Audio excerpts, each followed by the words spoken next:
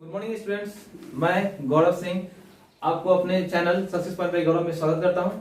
आज हम लोग चैप्टर ग्रेविटेशन देखेंगे, इसके बारे में समझेंगे, इससे कुछ इंपॉर्टेंट पॉइंट्स हैं, कुछ इंपॉर्टेंट क्वेश्चन, सब कुछ क्लियर करते हुए आगे बढ़ेंगे। ठीक है, चलिए पहले ये समझते हैं कि ग्रेविटेशन होता क्या है। देखिए, एक ऐसा फोर्स जिसके थ्रू कोई एक ऑब्जेक्ट दूसरे ऑब्जेक्ट को अट्रैक्ट करता है, इसको हम लोग ग्रेविटेशन बोलते हैं। ठीक है, अगर इसका डेफिनेशन की बात की जाए तो हम लिख सकते हैं द फोर्स, ये एक क्वेश्चन हम यहां पे बना सकते हैं कि what is gravitational force, what is gravitational force. ये एक इंपॉर्टेंट क्वेश्चन है, देखते हैं इसको। The force by which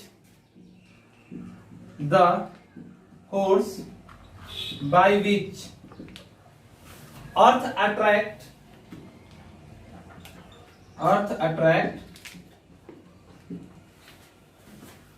other objects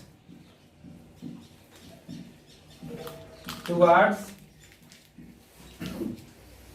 its center is known as gravitational force।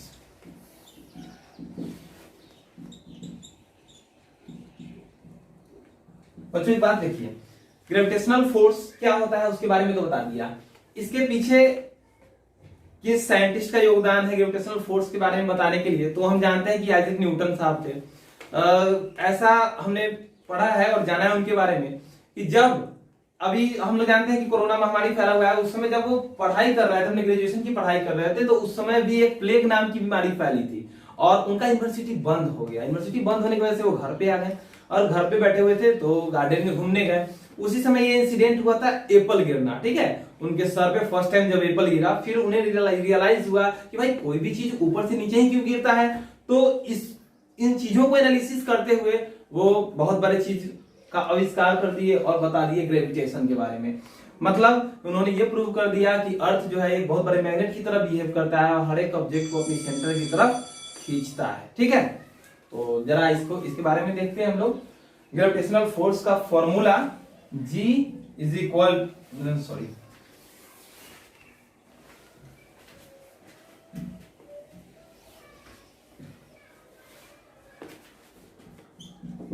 Gravitational force का फॉर्मूला होता है G m1 into m2 by D square.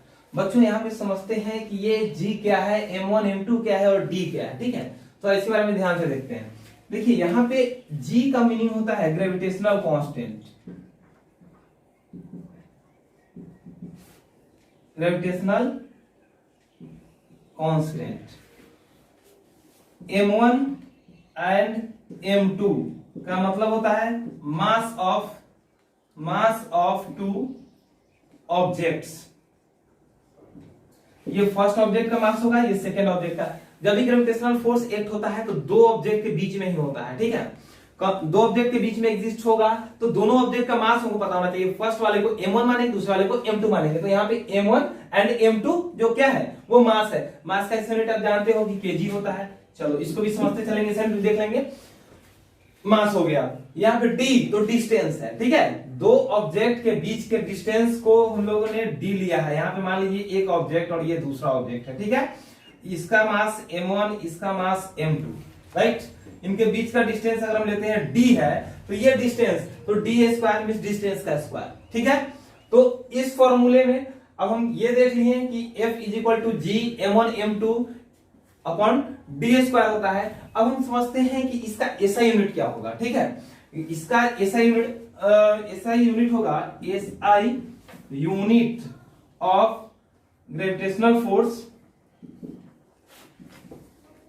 Gravitational force is क्या होगा, तो न्यूटन मीटर स्क्वायर पर केजी स्क्वायर।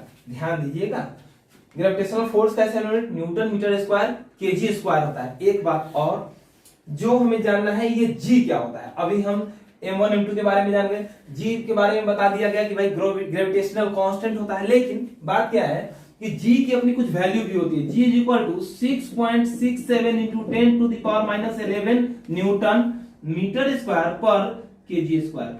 बच्चों ध्यान दीजिएगा, यहाँ पे मीटर जो है it is the SI unit of metre, SI unit of length होता है, हम जानते हैं।